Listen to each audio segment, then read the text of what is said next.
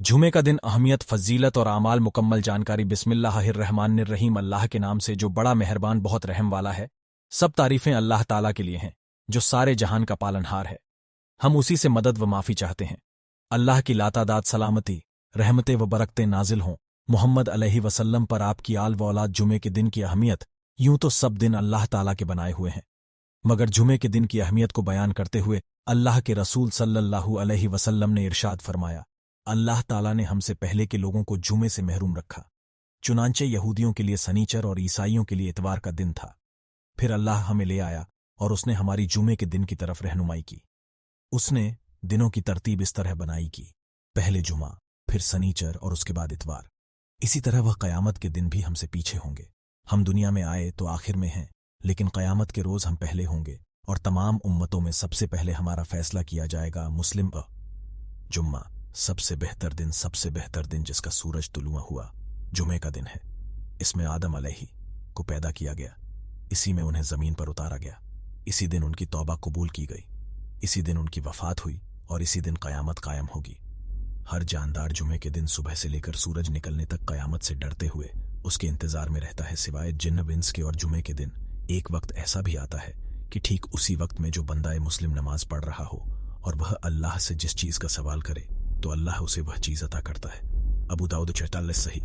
तुम्हारे दिनों में सबसे अफजल जुमे का दिन है। इसी में आदम अलैहि को पैदा किया गया, इसी में उन पर मौत आई, इसी में सूर फूंका आएगा और इसी में जोरदार चीख की आवाज़ आएगी।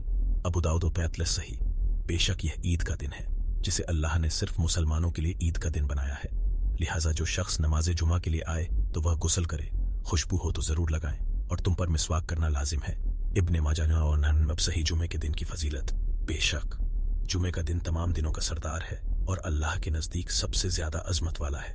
यह दिन अल्लाह के यहाँ ईद उल फितर और ईद उल जुहा से भी ज़्यादा फजीलत रखता है। इस दिन की 5 खुसूसियात है। 1, अल्लाह ताला ने इसी दिन आदम अलैहि को पैदा किया। 2, इसी दिन उन्हें ज़मीन की तरफ उतारा। 3, इसी दिन उनकी वफ़ात हुई। 4, इसमें एक घड़ी ऐसी है कि उसमें बंदा अल्लाह से जिस चीज़ का सवाल करता है अल्लाह उसे वह अता करता है, बशर्ते कि वह हराम का सवाल न करे। 5, इसी दिन क़यामत कायम होगी और मुकर्रब फरिश्ते, आसमान, ज़मीन, हवाएं, पहाड़ और समंदर सब के सब जुमे के दिन से डरते हैं। इब्ने माजाह और सही। नमाज जुमा को पाने के लिए ज़रूरी है कि नमाजी इमाम के साथ कम से कम आखिरी रकात पाले।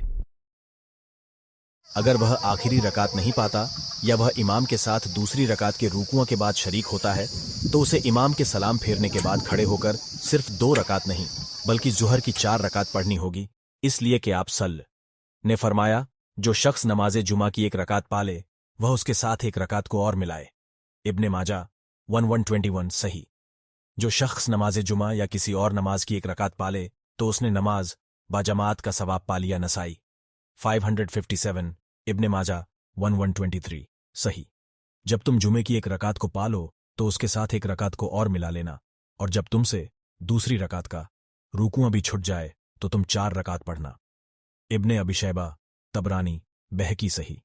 जब तुम्हें जुमे की अगर वह आखिरी रकात नहीं पाता या वह इमाम के साथ दूसरी रकात के रुकुओं के बाद शरीक होता है तो उसे इमाम के सलाम फेरने के बाद खड़े होकर सिर्फ 2 रकात नहीं जुमे के दिन बल्कि ज़ुहर की 4 रकात पढ़नी होगी, इसलिए कि आप हमें अपने दीन की सीने फरमाया, जो शख्स नमाज जुमा की 1 रकात पाले वह उसके साथ 1 रकात को